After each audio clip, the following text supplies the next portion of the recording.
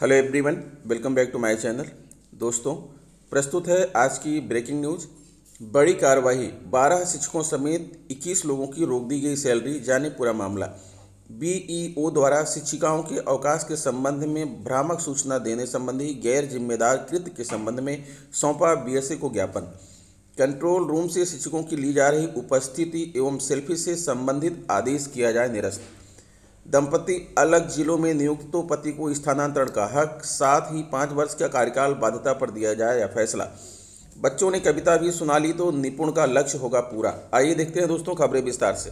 जी हाँ दोस्तों, आप देख पा रहे हैं खबरें विस्तार से किंग्समैन निहर यूट्यूब चैनल पर। यूपी के लखीमपुर खीरी में गुरुवार को पहले शहीदी दिवस का स्कूलों में अवकाश था। इसके बाद देर शाम आए आदेश के बाद अवकाश रद्द कर दिया गया। इसके बाद भी शिक्षक स्कूलों में नहीं पहुंचे। इस बीच विभाग ने गुरुवार को रमिया बेहड़ा व निघासन ब्लॉक के स्कूलों के निरीक्षण का सघन अभियान चला दिया। बीएसए सहित सभी बीईओ जिला समन्वयकों की टीम ने स्कूलों का निरीक्षण किया। निरीक्षण में निघासन में 6, रमिया बेहड़ा में 6 शिक्षक, 6 शिक्षा मित्र, 2 अनुदेशक व 1 अनुचर अनुपस्थित मिला। सभी का 1 दिन का वेतन व मानदेय रोकते हुए स्पष्टीकरण तलब किया गया है। अवकाश तालिका में 24 नवंबर को शहीदी दिवस का अवकाश शामिल था। बताया जाता है कि अवकाश होने के कारण शिक्षक छुट्टी मनाने लगे। इस बीच बुधवार की शाम को सरकार का आदेश आ गया कि शहीदी दिवस का अवकाश अब 28 अक्टूबर को रहेगा। एडीएम संजय सिंह ने डीएम की ओर से आदेश जारी कर दिया कि गुरुवार को सभी कार्यालय पूर्व की तरह खुलेंगे और कामकाज होगा। अवकाश निरस्त होने के बाद कार्यालयों आदि में तो कर्मचारी पहुंच गए, लेकिन शिक्षकों ने अवकाश मनाना शुरू कर दिया।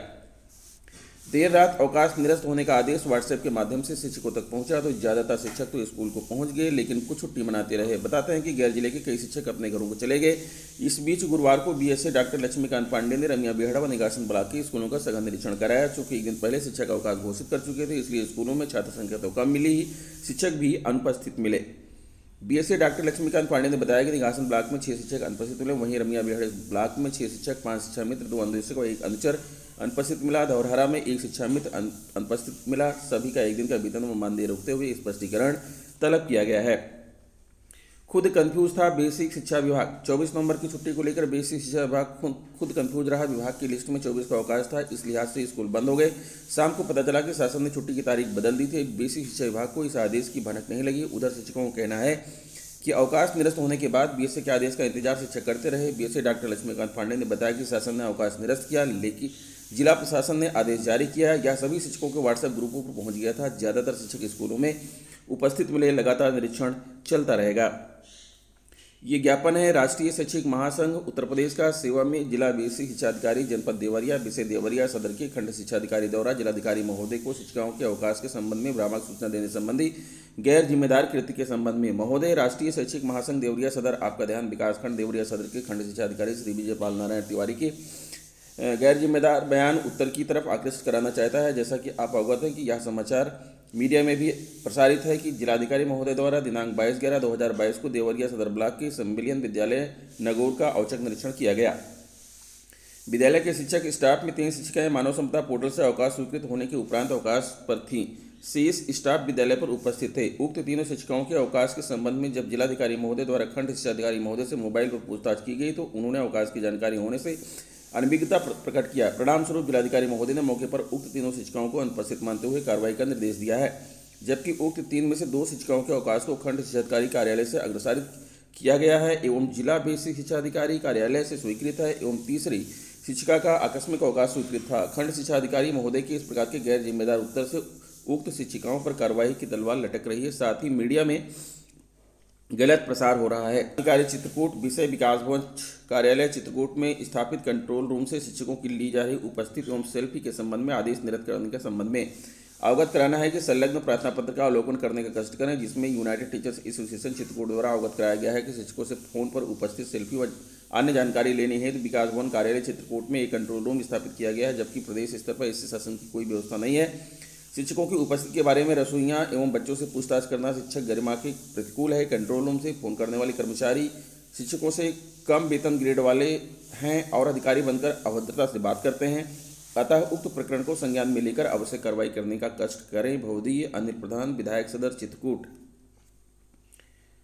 दंपति अलग जिलों में नियुक्त तो पति को स्थानांतरण का हक, एक साथ 5 वर्ष की कार्यकाल बाध्यता पर दिया फैसला। कोर्ट ने कहा कि विशेष परिस्थिति में 5 साल का कार्यकाल पूरा करना पूर्व अध्यापकों के लिए नहीं है बाध्यता।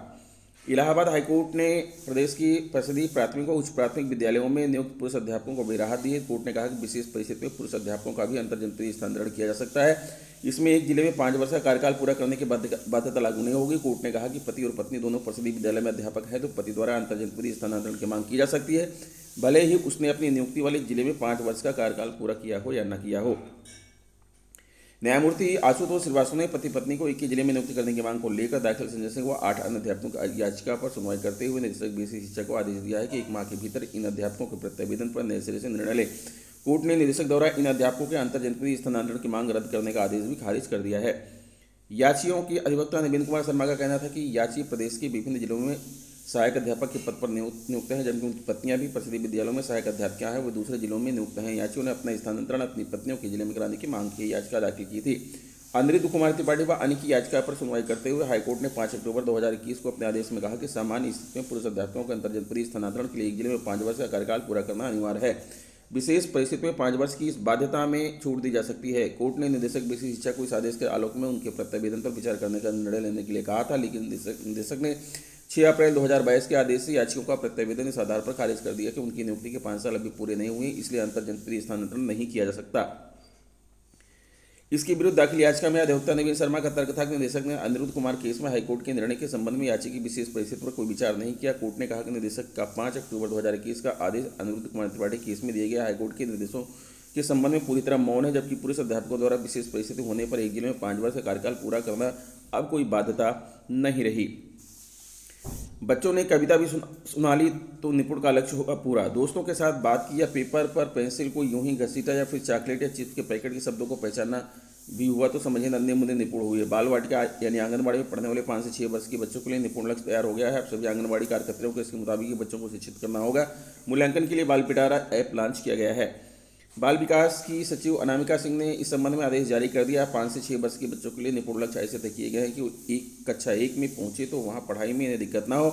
इसमें मौखिक भाषा में दोस्तों आंगनबाड़ी कार्यकर्ताओं से बात करना, समझ के साथ दुकान कविता सुनाना तथा साथ में पढ़ने में किताबों की दिलचस्पी के साथ देखने के लक्ष्य निर्धारित किया गया है। देखने में पेंसिल पकड़कर कागज पर घसीटना, चित्र बनाना आदि शामिल है। तो दोस्तों ये रहा आज का ब्रेकिंग न्यूज़। आशा करता हूँ वीडियो आपको अच्छी लगी होगी। अगर वीडियो अच्छी लगी तो प्लीज़ हमारे चैनल को सब्सक्राइब करते हुए बेल आइकन को प्रेस कर दीजिएगा। मिलेंगे आपसे नेक्स्ट वीडियो में कुछ नई जानकारी लेकर, तब तक के लिए नमस्कार।